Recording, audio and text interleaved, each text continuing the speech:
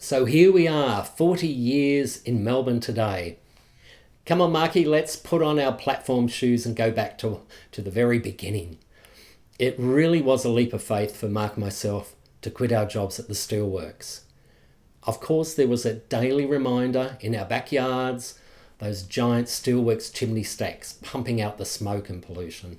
We decided the concert of the decade in Sydney was to be our big farewell on the steps of the Opera House, with 100,000 people, our favourite bands, and a chance to say goodbye to some of our friends. Of course, a few of them were coming to Melbourne later on to live with us. 2 days after the Opera House gig, full of adrenaline and ready to take the train to Melbourne, our enthusiasm was dampened. The station master jumps on board and screams out, "National train strike!" So there we are, carrying all our boxes, all our luggage back home again. Totally devastated. Not to be deterred, we ventured to the Piccadilly Arcade to the travel centre and booked a Greyhound bus for the outrageous sum of $37.70. It departed the next night from the Wollongong State Theatre, and somehow we managed to get all 18 boxes and bags onto the bus. We arrived in Melbourne on the 9th of November 1979. Our first night was spent in a shoe shop window. I know, crazy, eh? We travelled to see the Aliens playing at the notorious Pier Hotel at Frankston. And of course, we missed the last train home. Now, home for us was the Spencer Street station, where we lived with all our bags, all our luggage for 2 nights, while looking through the newspaper flats vacant section. On Monday the 12th, we saw a small advert in the newspaper for a flat in Toorak. Strangely enough, the number 1 single in Australia at the time was the Boomtown Rats' "I Don't Like Mondays." But for us, Monday was a very good day indeed. We had a place to live, and by that afternoon, we had signed the lease for the flat, number 353 Grange Road, Toorak. It wouldn't have happened without our Skyhooks buddy, Bongo Starkey. He went guarantor for the 2 wayward youths from the Gong, making our dream a reality. The flat came fully furnished. The owner must have loved yellow because everything inside the flat was yellow.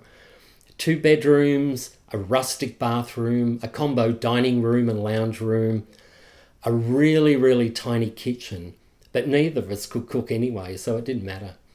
We unpacked and made it ours. Band posters, more band posters, and even more band posters covered the walls of flat 3.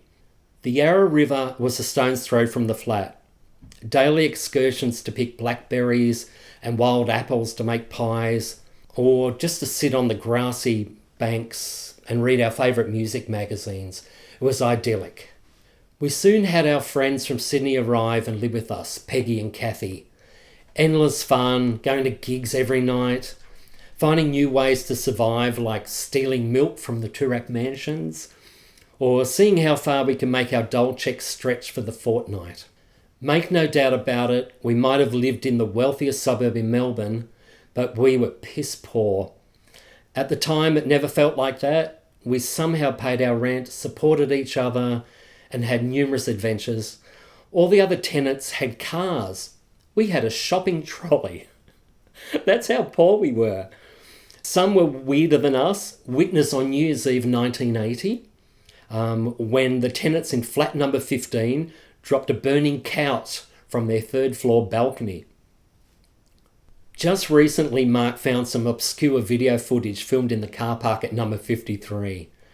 I'm still not sure why I gave myself a Sharpie haircut, especially for my film debut. In May 1981, we left the flat to live in Bongo's Osborne Street house at South Yarra. Now, the Mercedes ladies of Toorak are well renowned for their facelifts. In 2019, our previous dwelling follows that tradition. The grand old dame that is number 53, now refurbished and upgraded.